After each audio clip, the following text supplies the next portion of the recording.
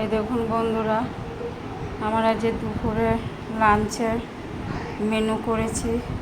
এই দেখুন, প্রথমে দেখাচ্ছি এই যে চিকেন, তারপর দেখাচ্ছে এই দেখুন পুঁটি মাছের চচ্চড়ি, একদম দেশি পুঁটি মাছ, বড় বড় দেশি পুঁটি মাছের চচ্চড়ি।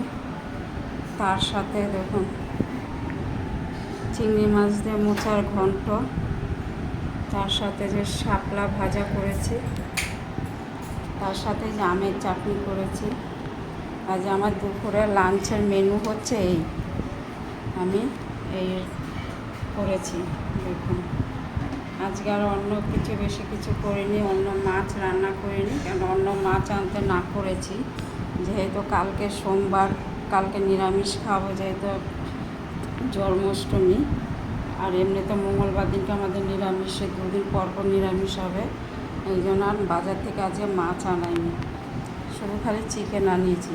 কালকে আমার এই চিংড়ি মাছ আর পুঁটি মাছ আনার ছিল, এগুলো সকালবেলা করেছি। তা যে আমার দুপুরের মেনু হচ্ছে এই।